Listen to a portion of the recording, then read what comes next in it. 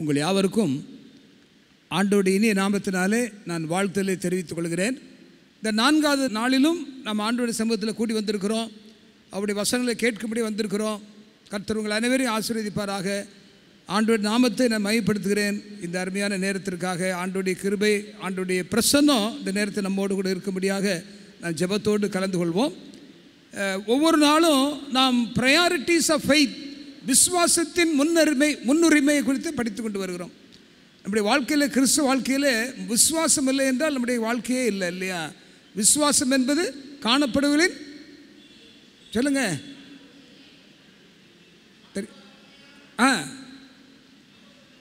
உறுதியாக இருக்கு, இல்லையா? நமக்கு தெரியாது, பரலோகத்தை பார்க்கல, பட் we believe.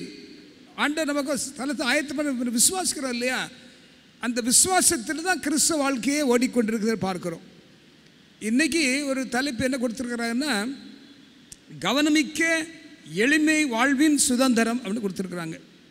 அதாவது இன்றைக்கி படிக்க போகிற தலைப்பு என்னென்னா, நம்முடைய ஒரு சிம்பிளிசிட்டி இன் லைஃப், ஒரு எளிமையான வாழ்க்கை வாழ்கிறோம் அப்படின்னு சொல்லும்போது நமக்கு விசுவாசம் வேணும். அதோடு கூட சில முக்கியமான காரியங்களும் வாழ்க்கையில் அமைந்திருந்தால்தான் நம்முடைய வாழ்க்கை ஆண்டவருக்கு ஏற்ற ஒரு அருமையான வாழ்க்கை அமையும் என்பதை நாம் அறிந்து கொள்ள வேண்டும். எப்பொழுதுமே விசுவாசம் இல்லாமல் தேவனுக்கு பிரியமாக இருப்பது கூடாத காரியம், இல்லையா? அதனால் விசுவாசம் வேணும். அதுக்கு தான் இந்த ஜெப நாட்கள் முழுவதும் படித்து கொண்டு வருவார். விசுவாசத்தின் முன்னுரிமை. இன்றைக்கி விசுவாச முன்னுரிமையில் ஒரு பகுதியை கொடுத்து படிக்கிறோம். என்ன பகுதி படிக்க போகிறோன்னா, உபவாசமும் ஜெபமும் என்ற தலைப்பின் கீழே நாம் இன்றைய பாடத்தை படிக்க இருக்கிறோம். ஒவ்வொரு நாளும் ஒரு தலைப்பின் கீழே நமக்கு செய்தி கொடுக்கப்பட்டிருக்கிறத பார்க்குறோம். இன்றைக்கி முக்கியமாக ஃபாஸ்டிங் அண்ட் ப்ரேயர் நம்முடைய குடும்ப விசுவாசத்தை எப்படி தூண்டுகிறது, அந்த விசுவாச வாழ்க்கைக்கு இந்த ஃபாஸ்டிங் அண்ட் ப்ரேயர், விசுவாசமும் ஜெபமும் எவ்வளோ முக்கியமான காரியம் என்பதை நான் சற்று நேரம் ஆராய போகிறோம். கண்களை மூடி ஒரு ஜெபம் பண்ணலாமா? ஆண்டவர் இந்த ஆராதனை ஆசீர்வதிக்கும்படியாகவும் ஆவியாண்டு அசைவாடுதல் இருக்கும்படியாகவும் ஆண்டவர் சமூகத்தில் நம்மை தாழ்த்தி ஜெபம் செய்வோம். ஆளுகை செய்யும் ஆவியானவரே, பலியாய் தந்தேன் பரிசுத்தமானவரே, ஆவியானவரே, என் ஆற்றலானவரே, ஆவியானவரே, என் ஆற்றலானவரே, எங்களை நேசிக்கல தாப்பனே. இந்த நேரத்திலும் ஆவியாண்டு அசைவாடுதலுக்காக நாங்கள் ஜெபிக்கிறோம். கர்த்தாவே, இந்த பிரசன்னம் இந்த இடத்துல வரவும், ஆவியாண்டு அசைவாடுதலை நாங்கள் காணவும், எங்களுடைய கல்லான இருதயங்கள் உடையவும், ஒரு பெரிய எழுப்புதல் ஏற்படும் உதவி செய்யுங்கப்பா. என்னுடைய சத்தத்தை அல்ல, தேவனுடைய சத்தத்தை கேட்கும்படியே உதவி செய்யுங்க. இயேசுவின் நாமத்தில் ஜெபிக்கிறேன் அன்புள்ள பரமபிதாவே, ஆமென். விசுவாசம், ஜெபம், உபவாசம், இதை சுற்றி தான் நம்ம படிக்க இருக்கிறோம். ஒரு ட்ரையாங்கிள், விசுவாசம், ஜெபம், அப்புறம் உபவாசம், ஒரு முக்கோணம் வடிவில் இருக்குது பாருங்கள். என்று சமமாக இருக்கணும், இல்லையா? சொல்லிக் கொடுப்போம், மேத்ஸில் சொல்லிக் கொடுப்போம். ஈக்குவலேட்ரல் ட்ரையாங்கிள் அப்படின்னு சொல்லுவோம். அப்படின்னு என்ன அர்த்தம்? 3 பக்கமும் சமமாக இருக்கிறத பார்க்குறோம். கிறிஸ்தவ வாழ்க்கையில் விசுவாச ஓட்டத்தை ஓடிக்கொண்டிருக்கிற நமக்கு ஜெபம் வேணும். அதே சமயத்தில் ஜெபத்தை ஊக்குவிக்கக்கூடிய உபவாசம் ஒரு வாழ்க்கையில் காணப்பட வேண்டும். அதை குறித்து தான் இன்றைக்கி நம்ம படிக்க இருக்கிறோம். இன்றைக்கி படிக்கிறோம். நம்ம என்ன படிக்க போகிறோன்னா, அதாவது ஜெபம், ஃபாஸ்டிங் ஸ்ட்ரென்தன்ஸ் அவர் ப்ரேயர் என்ற தலைப்பின்களை சில முக்கியமான காரியத்தை படிக்க இருக்கிறோம். உபவாசம் ஜெபத்தை வலுப்படுத்துகிறது என்பதை நாம் படிக்க இருக்கிறோம். நம்மளும் உபவாசம் இருக்கிறோம், இல்லையா? நம்ம சொல்லுவோம், நான் செவ்வாய்க்கிழமை தோறும் உபவாசம் இருக்கிறேன் அப்படிமா.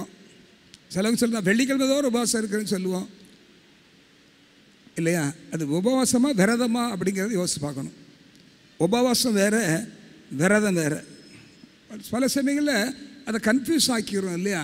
நான் உபவாசம் இருக்கிறோன்னு சொல்கிறோம், ஆனால் உண்மையான உபவாசமா அப்படிங்கிறத தான் இன்றைக்கி படிக்க போகிறோம். Is it a real fasting? வேதத்தின் அடிப்படையில் உபவாசம் இருக்கிறோமா? நானும் உபவாசம் இருக்கிறேன் அப்படின்னு சொல்லி பிரயோஜனமே இல்லை. இந்துக்கள் இருக்கிறாங்க, முஸ்லீம் இருக்கிறாங்க. ஆண்டோடைய பிள்ளைகளை நாம் எப்படி உபவாசம் இருக்கணும், அதுதான் முக்கியமான காரியம். உபவாசம் ஜெபம்னு கூப்பிடுறோம். எவ்வளோதான் நான் உற்சாகமாக உபவாசத்தில் உண்மையோடு எப்படி கலந்து கொள்கிறோமா யோசிச்சு பாருங்கள். So what is real fasting? உண்மையான உபவாசம் என்ன? அது எப்படி விசுவாசத்தோடு சம்பந்தப்பட்டிருக்கிறது? ஏனென்றால் ப்ரையாரிட்டி ஆஃப் ஃபெய்த், விசுவாச முன்னுரிமை குறித்து படித்து வரோம் இல்லையா? ஸோ அதைத்தான் படிக்க போகிறோம். சரி, நம்ம முதல்ல என்ன பார்க்குறோம்னா, இந்த உபவாச ஜெபத்தில் குறித்து பார்க்கும்போது யுனைடெட் ஃபாஸ்டிங் அப்படி பார்க்க போகிறோம். ஒருங்கிணைந்த உபவாசம் கேள்விப்பட்டிருக்கிறீங்களா? வேதத்தில் படிச்சிருக்கிறீங்களா? ஒருங்கிணைந்த விசுவாசம்னா ஒரு மனுஷன் மாத்திரம் இல்லை, எல்லாரும் சேர்ந்து உபவாசம் என்றது பார்க்குறோம். நினைவே பட்டணம், வெரி குட். சரி, பாஸ்டர் அடிக்கடி கூப்பிடுவாங்க. எது கூப்பிடுவாங்க? இன்னைக்கு உபவாச ஜெபம், எல்லோரும் வந்துடுங்க அப்படின்னு சொல்கிறாங்க. சாப்பிடாமல் வந்தால் போதுமா? Is it enough? அது ஃபாஸ்டிங்கா? அதுதான் படிக்க போகிறோம். உபவாச ஜெபம்னு சொல்லும்போது எவ்வளோ ஆழமான கருத்துக்களை ஆண்டவர் வேதத்தில் பதித்து வைத்திருக்கிறார் என்பதை உணர்ந்து கொள்ள வேண்டும். முதலாவதாக நான் பார்க்கிறோம் யோசபாத் தெரியும், யூதா ராஜாவுடைய யூதேயாவில் பெரிய ராஜாவாக இருந்து பார்க்குறோம். பயங்கரமான சூழ்நிலை, அம்மோனியர் வந்துட்டாங்க.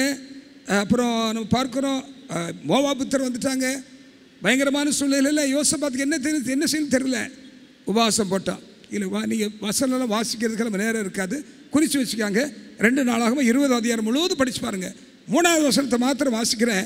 அப்பொழுது யோசபாத் பயந்து கர்த்தரை தேடுவதற்கு ஒருமுகப்பட்டு யூதாவெங்கு உபவாசத்தை கூறினான். உபவாசம், எல்லாரும் உபவாசம் பண்ணாங்கன்னு பார்க்குறோம். யுனைடெட் ஃபாஸ்டிங், எல்லாரும் சேர்ந்து உபவாசம் பண்ணுறது ரொம்ப பவர்ஃபுல் இல்லையா? ஜெபத்தை கேட்டார் ஆண்டவர் என்பதாக பார்க்குறோம். யோசபாத்துடைய ஜெபத்தை ஆண்டவர் கேட்டார், வெற்றியை கொடுத்தார். 2வதாக நான் படிக்கிற நினிவே மக்கள் எப்படி உபவாசம் பண்ணாங்களா? உபவாசம் பண்ணாங்க. எப்படி பண்ணாங்க? நீங்கள் வாசி பார்க்கிங்கன்னா, நினிவே மக்கள் அவர்கள் தங்களை முற்றிலும் தாழ்த்தினாங்க. பெரியோர்மை சிறியோர்மை தான் உபவாசம் பண்ணாங்களாம். யுனைடெட் ஃபாஸ்டிங் என்று பார்க்கிறோம். ஒருங்கிணைந்த ஒரு உபவாசம் என்று பார்க்கிறோம்.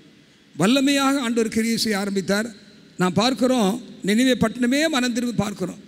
இதுவரைக்கும் சொல்லப்படாத ஒரு ரிப்பெண்டன்ஸ், ஒரு பெரிய எழுப்புதல் நினிவேல் ஏற்படுது பார்க்குறோம். ஆண்டவர் பிரசங்கம் பண்ண கூட அப்படி எழுப்புதல் வரல. யோனா போய் ஒரு காரியம் தான் சொன்னான், 40 நாளில் இந்த நகரம் கவிழ்க்கப்படும், அவ்வளோதான். மக்கள் மனம் திரும்பினார்கள் என்று பார்க்குறோம். ஒரு பெரிய எழுப்புதல் through faith, revival through faith, அதான் முக்கியம். Revival through fasting. சரி, வேறு யாரை பார்க்குறோம்?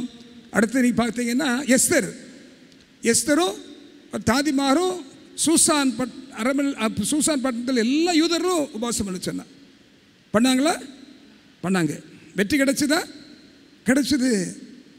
எஸ்தருக்கு பெரிய வெற்றி. ரிஸ்க், கிறிஸ்துவ வாழ்க்கை என்பது உபவாசத்தோடு கூட ரிஸ்க் எடுக்கணும். செத்தாலும் சார் அப்படின்னு போனா இல்லையா? ஆண்டவர் அப்படி உபவாசத்தின் ஜெபத்தை கேட்டு மொர்தெகாயும் அவனுடைய யூத ஜனங்கள் எல்லாரும் உபவாசம் பண்ணி ஜெபம் பண்ணாங்க. ஆண்டவர் ஜெபத்தை கேட்டார்.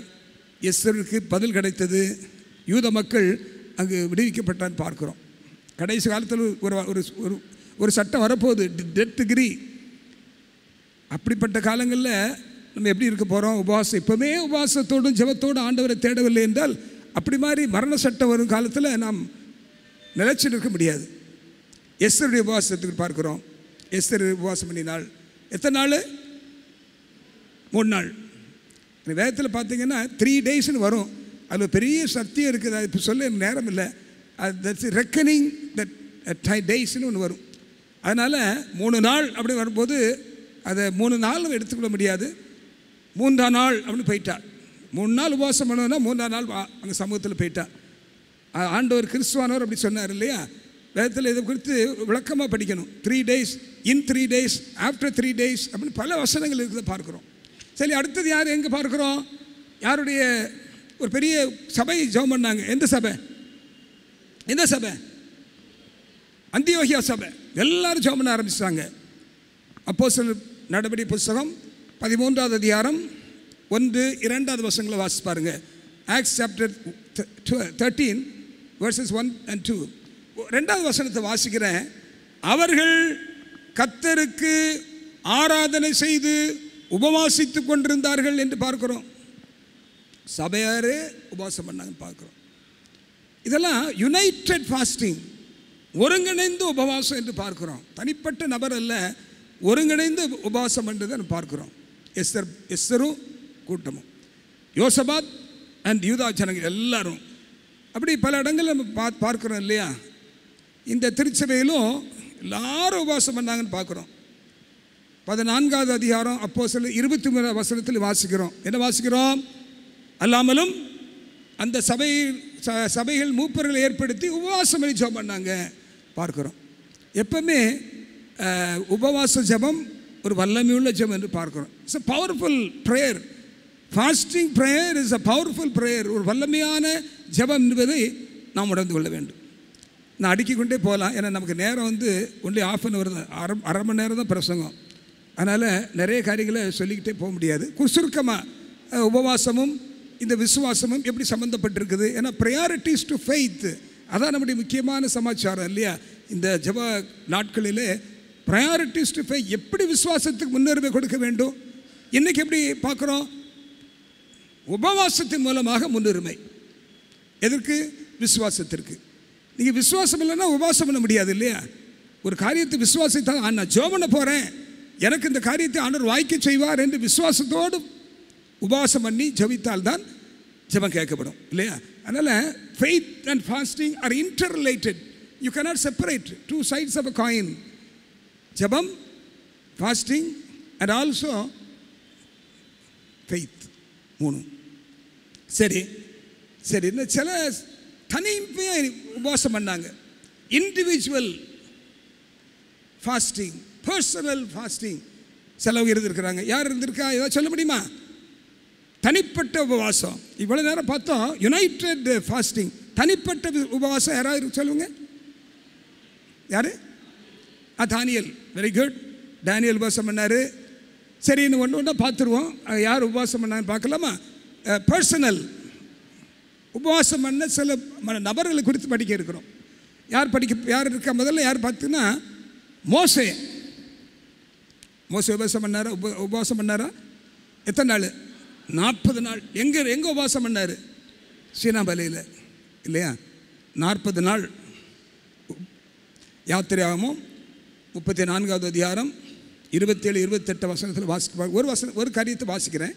அங்கே அவன் அப்பம் புசியாமலும் தண்ணீர் குடியாமலும் இரவும் பகலும் 40 நாள் என்ன செய்தான்? வேறு என்ன போட்டிருக்கு? 40 நாள் என்ன போட்டிருக்கு சொல்லுங்க பார்க்கலாம். 40 நாள் என்ன செய்தான்? வேதம் என்ன சொல்லுது? அப்பம் புசியாமல் 40 நாள் கர்த்தரோடு இருந்தான். அதான் உபவாசம். ஞாபகம் வச்சுக்காங்க. 40 நாள் யாரோடு இருந்தான்? கர்த்தரோடு இருந்தான். That is real fasting. நீங்கள் உபவாசம் சொல்லிட்டு வேலைக்கு போனால் அது உபவாசம் கிடையாது. That's not fasting at all. இன்றைக்கி நான் உபவாசம் இருக்கிறேன்னு சொன்னால் யாரோடு இருக்கணும்? கர்த்தரோடு இருக்கணும். செவ்வாய்க்கிழமை நான் உபவாசம், உலக பிரமாணம் எல்லா வேலைக்கு போயிடுவேன்னா அது உபவாசம். That's not fasting at all. அது உபவாசமே கிடையாது. மோசே 40 நாள் அல்லும் பகலும் ஆண்டோட சமூகத்தில் இருந்து ஜெபம் பண்ணான். அப்போ அது மாதிரி நீங்கள் பார்க்கலாம். சில ஜனங்கள் நியாயாதிபதிகள் புத்தகத்தில் வாசிக்கிறோம். நியாயாதிபதிகள் 20-26 அவங்களும் ஜனங்கள் எல்லாரும் உபவாசம் பண்ணி ஜெபம் பண்ணாங்க என்று பார்க்குறோம். தங்களுடைய பாவத்தை அறிக்கையிட்டு அழுது ஜெபம் பண்ணாங்க என்று பார்க்குறோம். மோசே ஜெபம் பண்ணார். சில ஜனங்களும் மோசே கர்த்தரோடு கூட இருந்தார் என்று பார்க்குறோம். சில ஜனங்களும் அவர்கள் வீட்டுக்கு புறப்பட்டு போய் அங்கே கர்த்தருடைய சன்னதியில் அழுது தரித்திருந்து பாருங்கள். அவங்களும் தேவர் அபைடிங், அவங்க தரித்திருந்து அந்த சாயங்காலம் மட்டும் உபவாசம் பண்ணாங்களாம். ஆண்டோடைய பிள்ளைகளே, ஹவ் இஸ் யுவர் ஃபாஸ்டிங்? உங்களுடைய உபவாசம் எப்படி இருக்குது? கடமைக்காக பாஸ்டர் சொல்லிட்டாங்களேன்னு சொல்லி சாப்பிடாம பிரயோஜனமே கிடையாது. No use at all. ஆண்டவங்க ஜெபத்தை கேட்கவே மாட்டார். நம்முடைய உபவாசம் எப்படி இருக்கணும்? ஆண்டவரோடு இருக்கணுமா? மோசே 40 நாள் உபவாசம் பண்ணாலும் 40 நாள் ஆண்டவரோடு தரித்திருந்தது போல ஒரு நாள் உபவாசம் பண்ணாலும் அந்த நாள் முழுவதும் ஆண்டவரோடு இருக்கணும். வேலைக்கு போகக்கூடாது. அது உபவாசம் அல்ல. நம்முடைய சொந்த வேலையை பார்த்துட்டு இருக்கக்கூடாது. அது உபவாசம் அல்ல. ஆண்டவரோடு தனித்திருந்து புசியாமலும் குடியாமலும் ஜெபத்தோடு வல்லமையாக போராடி ஜெபிக்கிற ஜெபத்தோடு அந்த நாளை செலவழிப்பானால் அது உண்மையான விசுவாசம், உண்மையான உபவாசம் இல்லையா? சரி, வேறு யார் தனியாக ஜெபம் பண்ணா அப்படின்னா, சாமுவேல் ஜெபம் பண்ணார். ஜனங்கள் எல்லோரும் மிஸ்பால வர சொன்னார்.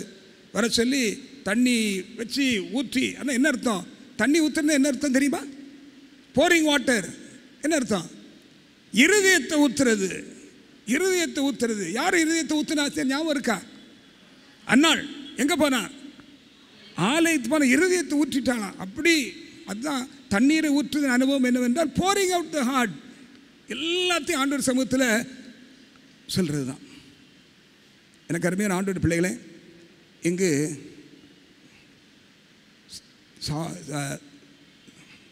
சாமுவேல் ஜெபிக்கிறார். உபவாசம் ஜெபிக்கிறத பார்க்குறோம். வேற யார் உபவாசம் பண்ணா? தாவீது உபவாசம் பண்ணாரா? உபவாசம் பண்ணார். வாசி பார்க்கலாம். நீங்கள் 2 சாமுவேல் 12வது அதிகாரம் 16வது வசனத்தில் வாசி பார்க்கும்போது அந்த பிள்ளைக்காக உபவாசம் பண்ணார். அது வாழ்க்கையில் அப்பொழுது தாவீது அந்த பிள்ளைக்காக பிரார்த்தனை பண்ணி அப்புறம் உபவாசித்து அப்புறம் ராமுழுதும் தரையில் கிடந்தானா. அவன் உபவாசம் பார்த்தீங்களா? உபவாசித்தான், ஜெபம் பண்ணா, ராமுழுதும் தரையில் இருந்தானா. Humility, humbleness in the sight before God, the sight of God. ஆண்டோட சமூகத்தில் தன்னை முற்றிலும் தாழ்த்தினான். அதான் உபவாசம் இல்லையா? நம்ம உபவாசம் நம்ம என்ன நினச்சிக்கிறோம்னா, சாப்பிடாமல் இருந்தால் போதும்னு நினைக்கிறோம் இல்லையா? அது விரதம். That's not fasting. நம்முடைய உபவாசம் வேறு, மற்ற ஜனங்களுடைய உபவாசம் வேறு. நம்முடைய உபவாசம் தேவனோடு உறவாடுகிற அனுபவம் தான் நம்முடைய வாழ்க்கையில் உபவாசம் இருக்கணும் இல்லையா? பாருங்கள், அவங்க தன்னை தாழ்த்தி ராத்திரி முழுவதும் தரையில் கிடந்து அழுது உபவாசம் பண்ண பார்க்குறோம். சரி, வேறு யார் உபவாசம் பண்ணா? எலியா உபவாசம் பண்ணாரா? ஆமாம், எலியா. அதாவது எலியா குறித்து சொல்லி வாசிக்கும் போது என்ன படித்துக் கொள்ளும் என்றால், is a prophet of fire. அக்கினியின் தீர்க்கதரிசின்னு சொல்கிறோம். அக்கினி இறக்கின தீர்க்கதரிசி இல்லையா? கர்த்தர் தெய்வமானால் கர்த்தரை பின்பற்றுங்கள், பாகால் தெய்வமானால் பாகாலை பின்பற்று சொன்னார் இல்லையா? அக்கினி வந்துச்சா வரலையா? வந்துச்சு. பலிபீடத்தை சொப்பினிட்டாரு, அக்கினி இறங்குறது பார்க்குறோம். அப்படிப்பட்ட எலியா எங்கே போயிட்டாரு? சூரச்செடிக்கு போயிட்டாரு. அப்படிப்பட்ட எலியா எங்கே போனார்? குகையில் போய் படுத்துக்கிட்டாரு. ஆண்டவர் கேட்குறாரு, Elijah, what are you doing here? உனக்கு இங்கே என்ன வேலை? நீ செய்ய வேண்டிய வேலை அதிகமான வேலைகள் இருக்குதப்பா சொல்லி ஒரு ஆகாரத்தை கொடுத்தாரு. 40 நாள் அந்த போஜனத்தை சாப்பிட்ட பிறகு 40 நாள் நடந்து போனாராம், ஓரேபுக்கு போனாராம். உபவாசம் இல்லையா? யார் பலன் கொடுக்கறது? ஆண்டவர் பலன் கொடுப்பார். நீங்கள் உபவாசம் இருக்கும்போது உங்களுடைய பலத்தினால் அல்ல. யாருடைய பலன்? யாருடைய பலன்? தேவனுடைய பலத்தினால தான் உபவாசம் இருக்க முடியும். நம்மளால் முடியாது. சரீரம் மாம்சம் பலவீனம் உள்ளது, ஆவி உற்சாகம் உள்ளது பார்க்குறோம் இல்லையா? எலியா உபவாசம் பண்ணார். தனிப்பட்ட இண்டிவிஜுவல் பர்சனல் ஃபாஸ்டிங் பார்க்குறோம். எலியா உபவாசம் பண்ணார் 40 நாள். நெகேமியா உபவாசம் பண்ணாரா? ஆமாம், நெகேமியா 1வது அதிகாரம் 4வது வசனத்தில் ஃபாஸ்டிங் அண்ட் ப்ரேயர் வேதத்தில் வாசிக்கிறோம். இந்த வார்த்தைகளை கேட்ட போது அலங்கங்கள் இடிந்து கிடக்கிறது, அங்கே ஆலயம் கட்டப்படாமல் இருக்குன்னு சொல்லி இந்த வார்த்தைகளை கேட்ட மாத்திரத்தில் நெகேமியா என்ன செய்தாரா? உட்கார்ந்து அழுது சில நாட்களாக துக்கித்து உபவாசித்து மன்றாடி தேவனை நோக்கி. see the steps in fasting. ஒரு உபவாச ஜெபத்தில் எத்தனை காரியங்கள், எவ்வளோலாம் காரியம் இருக்குன்னு பாருங்கள். என்ன செய்தாரா? உட்கார்ந்து அழுது, அப்புறம் என்ன செய்தாரா? சில நாளாய் துக்கித்து, அப்புறம் பரலோகத்து தேவன் நோக்கி மன்றாடி ஜெபம் பண்ணாராம். there are so many steps in fasting. ஒவ்வொருடைய வாழ்க்கையிலும் ஆண்டோடைய பிள்ளைகள வாழ்க்கையில் ஒரு புதிதான அனுபவத்தை நாம் கற்றுக்கொள்கிறோம் இல்லையா? தாவீது தரையில் கிடந்து உபவாசம் பண்ணார், ராமுழுவதும் இருந்ததை பார்க்குறோம். சாமுவேல் தங்கள் பாவத்தை அறிக்கை செய்து உபவாசம் பண்ணதை பார்க்குறோம் இல்லையா? உபவாசம் என்றால் என்ன என்பதை இந்த நாளில் இந்த எளிமையான காரியம், நம்முடைய வாழ்க்கை ஒரு சிம்பிளிசிட்டி, ஒரு சின்ன காரியம்தான். It's not a great thing. உபவாசம் பண்ணது எப்படி இருக்கணும், அது எப்படி ஆவிக்குரிய உபவாசமாக இருக்கணும் என்பதை தான் இந்த நாளில் நமக்கு ஆசிரியர் தொகுத்து கொடுக்கறத நான் பார்க்க முடியும். ஸோ நெகேமியா உபவாசித்து மன்றாடி பரலோக தேவன் நோக்கி ஜெபம் பண்ணான்னு பார்க்குறோம். தானியேல் வாழ்க்கையில் ஜெபம் பண்ணாரா? ஜெபம் பண்ணார். தானியேல் 9வது அதிகாரத்தை எடுத்து வாசி பார்க்கும்போது அவர் சொல்கிறாரு, நான் உபவாசம் பண்ணி ரெட்டிலும் சாம்பலிலும் உட்கார்ந்து தேவனாகி ஆண்டவரை ஜெபத்தினாலும் விண்ணப்பங்களினாலும் தேட என் முகத்தை அவருக்கு நோக்கினேன். ரெட்டுடுத்தி, that's another kind of fasting, தன்னை தாழ்த்துறது என்று பார்க்கிறோம். நான் உபவாசம் பண்ணி சாம்பலில் உட்கார்ந்து அழுது பார்க்கிறோம். இது தானியேல் உபவாசம். இன்னொரு அம்மா இருந்தாங்க, ஒரு 84 வயசு அம்மா. அவங்க பேர் தெரியுமா? அன்னாள் தீர்க்கதர்சினி, 84 வயசு, 84 இயர்ஸ் ஓல்டு. என்ன செய்தாங்களா? ஆலயத்தில் என்ன செய்தாங்களா? பாஸ் பார்த்துருக்கீங்களா? அன்னாள் என்ற தீர்க்கதர்சினி ஏறக்குறைய 84 வயசாக இருந்தா அந்த விதவை தேவாலயத்தை விட்டு நீங்காமல் இரவும் பகலும் உபவாசித்து ஜெபம் பண்ணி ஆராதனை செய்து கொண்டிருந்தார். worship. So fasting is a part of worship. ஞாபகம் வச்சுக்காங்க. ஆராதனை செய்து கொண்டிருந்தாள் ஆண்டவருடைய ஆலயத்தில். ஒவ்வொருடைய வாழ்க்கையிலும் உபவாசத்தை பற்றி வித்தியாசமான காரியங்களை ஆண்டவர் நம்ம கற்றுக் கொடுத்து வருகிறத பார்க்குறோம் இல்லையா? ஒவ்வொரு வாழ்க்கையிலும் வித்தியாசமான different types of fasting, different methods of fasting பார்க்க முடியும். தெய்வம் ஜெபத்தினாலும் விண்ணப்பத்தினாலும் தானியேல் ஜெபம் பண்ணார். இந்த அம்மா பார்த்தீங்களா, தேவாலயத்தை நீங்காமல் இரவும் பகலும் உபவாசித்து ஜெபம் பண்ணி ஆராதனை செய்து கொண்டிருந்தாள் என்று பார்க்கிறோம். ஏசு ஜெபம் பண்ணாரா? உபவாசித்தாரா? Yes, is a best example. நமக்கு எதுக்கு எடுத்தாலும் இயேசு தான் இல்லையா? அவர் நம்முடைய மாதிரியே அவர் தான். நமக்கு மாதிரியை வைத்து போனார்னு பேதுருல வாசிக்கிறோம் அல்லவா? Is a example. எத்தனை நாள் உபவாசம் பண்ணார்? 40 நாள். எப்போ உபவாசம் பண்ணார்? ஞானஸ்நானம் எடுத்த பிறகா? சரி, சோதிக்கப்படுவதற்கு முன்னால். சொல்லுவாங்க, prepare the umbrella before the rain comes அப்படிம்பாங்க. Prepare the umbrella before the rain comes. என்ன அர்த்தம்? மழை வர முன்னால் கொடை என்ன செய்யணும்? ஆயத்தப்படுத்தணும். இன்னைக்கு சோதனை உங்களுக்கு வரும். எப்போ வரும்னு தெரியாது, எப்படி வரும்னு தெரியாது. But have the umbrella. என்னது? விசுவாசம். அதுதான் முக்கியமான காரியம். வேத வசனம். ஆண்டவர் எப்படி சோதனை மேற்கொண்டார்? எழுதி இருக்கிறதே. It is written, it is written சொல்ல ஆண்டவர் மேற்கொண்டார். Prepare your umbrella before the rain comes. எனக்கு அருமையான ஆண்டவருடைய பிள்ளைகளே, சோதனை எந்த வழியில் வரும்னே சொல்லவே முடியாது. யோசேப்புக்கு நினையாத நேரத்தில் சோதனை வந்தது. சாத்ராக், மேஷாக், நேபோத்து ஒரு பயங்கரமான சோதனை வந்தது. ஆனால் they prepared the umbrella before the storm came. புயல் வரும் முன்னதாக, மழை வரும்பதாக தங்களுடைய சரியான விசுவாச கொடையை பிடிச்சிருந்தாங்க. ஆண்டவர்களை காப்பாற்றினர் பார்க்கிறோம். இயேசுவானவர் 40 நாள் உபவாசம் பண்ணார் பார்க்கிறோம்.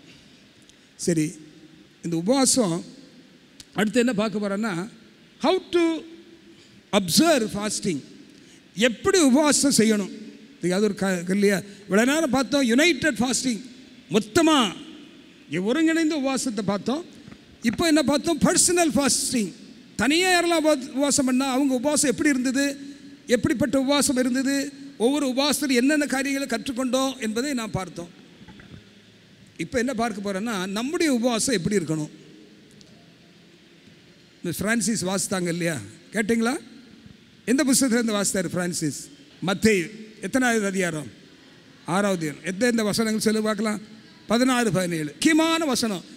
நீயோ கேளுங்க. ஆண்டவர் சொல்கிறாரு, ஒரு அழுத்தி சொல்லதை பார்க்குறோம். சில சமயங்களில் பார்த்தீங்கன்னா வசனம் நல்லா இருக்கும். தானியோல வென்றால் அப்படி இருக்கும். அப்படி இருக்கா?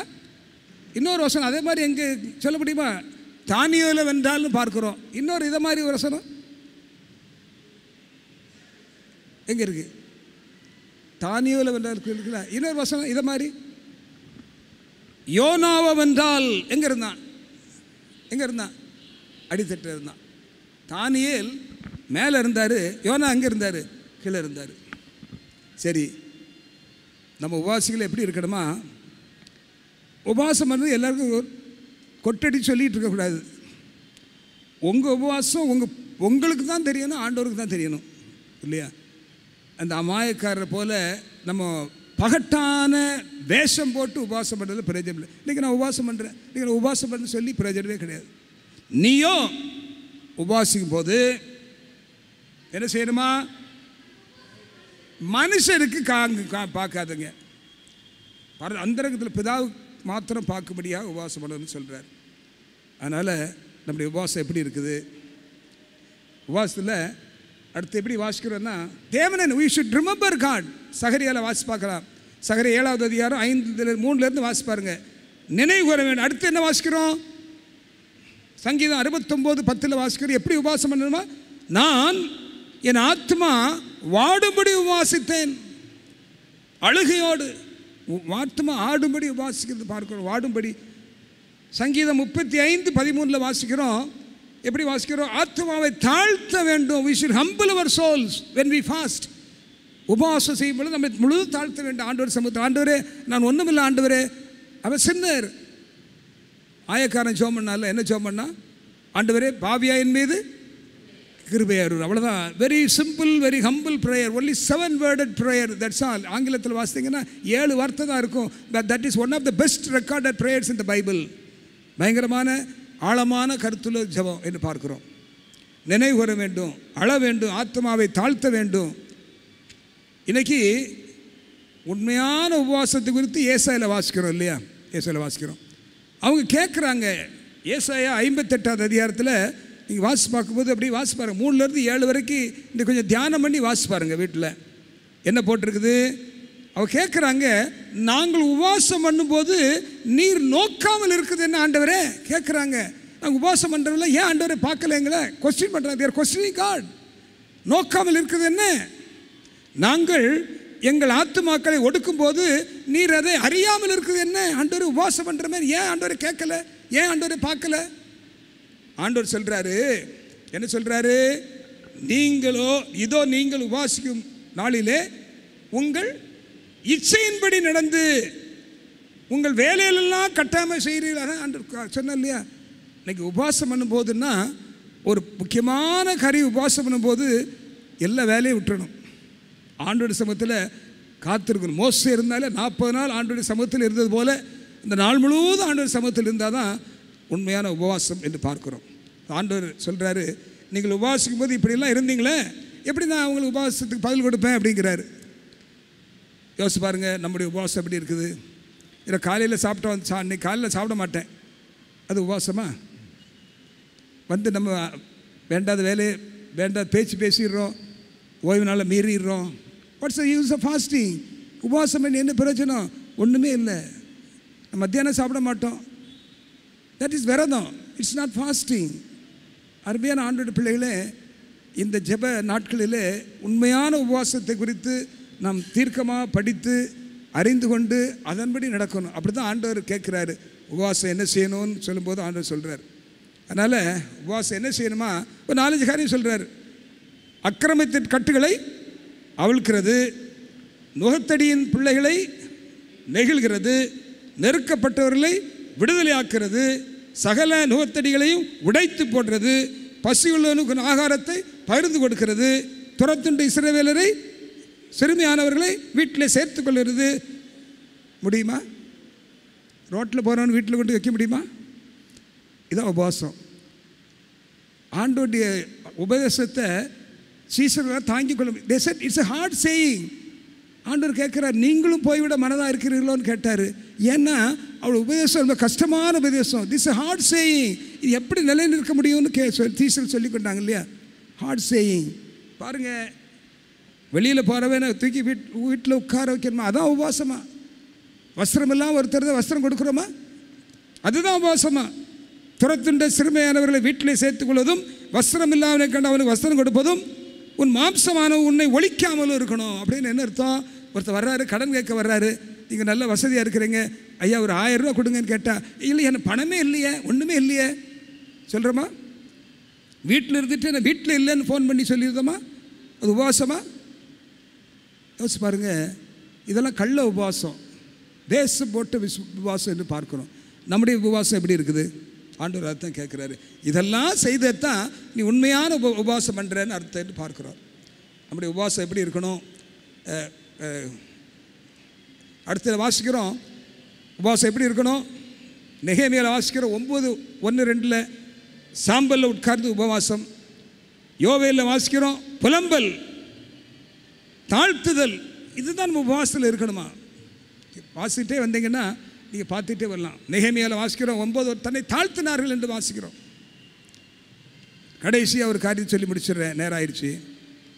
உபவாசத்தை பற்றி ஒரு முக்கியமான ஒரு சில டெஃபினிஷன்ஸ் எப்படி இருக்குன்னு பார்க்கலாமா? Fasting strengthens prayer. உங்களுடைய உபவாசம் உங்களுடைய ஜெபத்தை ஊக்கப்படுத்துகிறது, வலுவூட்டுகிறது என்பதை பார்க்குறோம். சரி, என்ன பார்க்குறோம்? Fasting strengthens prayer. நெக்ஸ்ட் போடுப்பா. Fasting deepens your humility. உங்களுடைய தாழ்மையை அது ஆழப்படுத்துகிறதா. எது? உபவாசம். நீங்கள் உபவாசம் இருக்க இருக்க you will become very humble and humble and humble. It deepens your humility. அப்புறம் என்ன வாசிக்கிறோம்? Fasting intensifies your prayer concentration. Fasting intensifies your prayer concentration. உங்களுடைய ஜெப அந்த ஒருமுகப்பட்டு ஜெபிப்பதற்கு அது உங்களை தீவிரப்படுத்துதான். It intensifies. ஃபாஸ்டிங் ஜெபம், உபவாச ஜெபம்.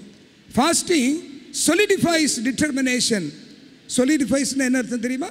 தீர்மானம் எடுக்க செய்யறதான், தீர்மானத்தை வலிமையாக்குறதான். It solidifies your determination. எது? உபவாசம். Fasting solidifies determination. அடுத்து வாசிக்கிறோம் ஃபாஸ்டிங் feeds your faith. உங்களுடைய விசுவாசத்தை வளர்க்குது. it nourishes your faith. எது எது எது? உபவாசம். Fasting fasting fires earnestness and zeal. உபவாசம் அதாவது ஆர்வத்தையும் ஊக்கத்தையும் உண்டாக்குதான், தூண்டி விடுது. எது? உபவாசம். Fasting empowers to push back, repel Satan's darkness. சாத்தானுடைய இருளை விரட்டி அடிக்க நமக்கு சக்தி கொடுக்குதான். எது? உபவாசம். பார்த்தீங்களா உபவாசம் என்னென்ன வேலையெல்லாம் செய்யும் பார்த்தீங்களா? the spiritual benefits of fasting. the spiritual benefits of fasting. fasting empowers, push back, repel Satan's darkness. வாழ்க்கையில் சாத்தான் விளையாடுறானா போடுங்க, முழங்கால் போடுங்க, உபவாசம் இருங்க, வேலைக்கு போகக்கூடாது, மற்றவங்களுக்கு சொல்லாதீங்க, ஆண்டவரோடு தொடர்பு கொள்ளுங்க, அழுங்க, தாழ்த்துங்க. அதான் உபவாசம். சும்மா சாப்பிடாமல் இருக்கிறேன்னு சொல்லி சொல்ல பிரயோஜனமே இல்லை. Fasting removes satanic road blocks. தடை இருக்குதா? Fasting removes all the road blocks. உடைய வாழ்க்கையில் எல்லா தடைகளையும் இந்த உபவாச ஜெபம் நீக்கி போடுமா? எத்தனை தடை இருக்குது தெரியுமா வாழ்க்கையில்? ஆண்டவருக்கு உங்களுக்கு இன்னும் சரியான உறவு இல்லாத காரணம். there are so many obstacles in your life. the faith and also fasting remove everything. எல்லாம் நீக்கி போடுதான். வேற என்ன வாசிக்கிறோம்? Fasting removes satanic attracting forces. fasting helps to prevail more powerfully. ஆண்டவர் போராடி ஜெபிப்பதற்கு இன்னும் நம்ம தைரியப்படுத்துதான். எது? உபவாசம். போராடி ஜெபிக்கணும். யார் போராடி ஜெபிச்சா? யாரு யாரு சாப்பிட்டாரா? பிரியாணி சாப்பிட்டார் ராத்திரி? இல்லை, சாப்பிடல. he was alone, all alone. எல்லாம் அந்த அக்கறைக்கு போயிட்டு இவர் தனியாக ஜெபம் பண்ணாராம். ஏன் தெரியுமா? இங்கே வாசிக்கிறோம் இல்லையா? Fasting helps to prevail more prayerfully, more powerfully. ஜெப வாழ்க்கையில் போராடி ஜெபிக்கணுமா? விசுவாசத்தோடு ஜெபம் பண்ணணும். சரி, கடைசியில்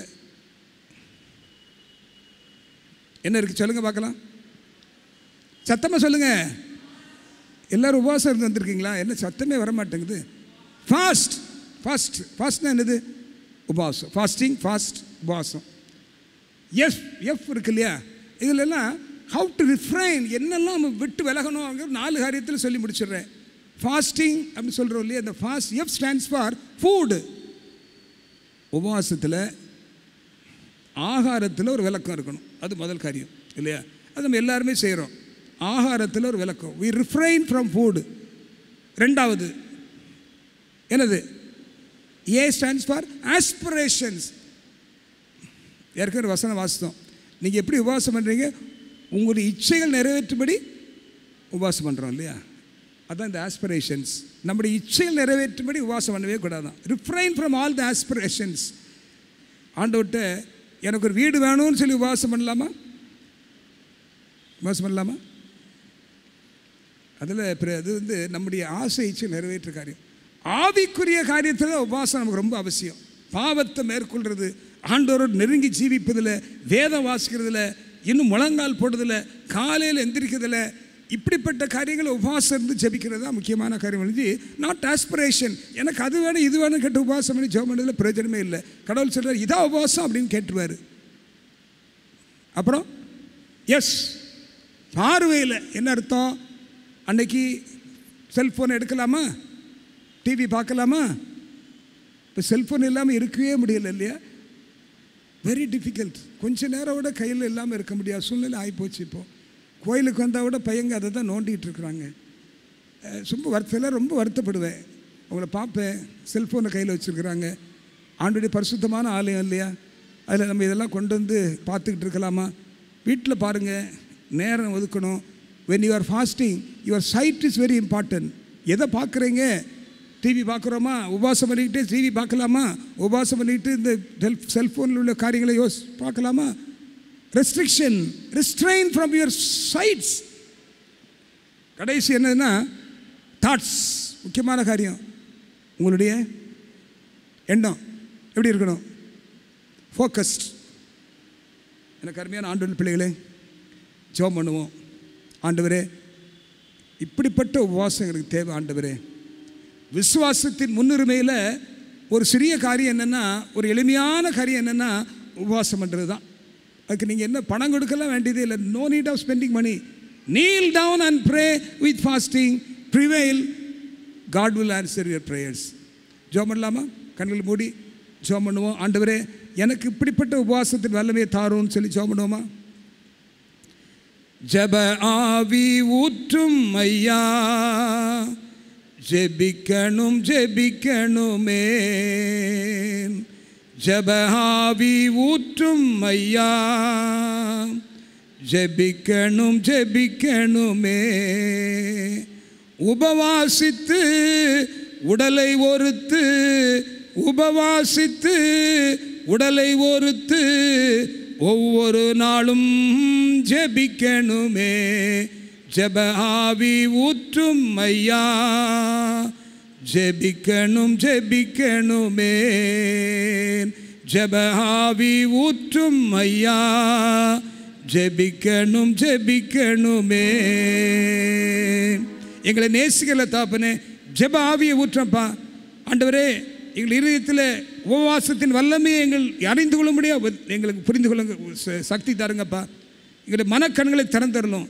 ஏனோ தானம் என்று உபவாசம் பண்ணாமல், ஆண்டவரே, மனுஷர் காணும்படியாக நான் உபவாசம் பண்ணாமல், என் தேவனே, உம்மோடு கூட இந்த நாளையோ நாட்களையோ செலவழிக்கும்படியான சக்தி எங்களுக்கு தாரும். இயேசுவின் நாமத்தில் ஜெபிக்கிற அன்புள்ள பரமபிதாவே, ஆமென்.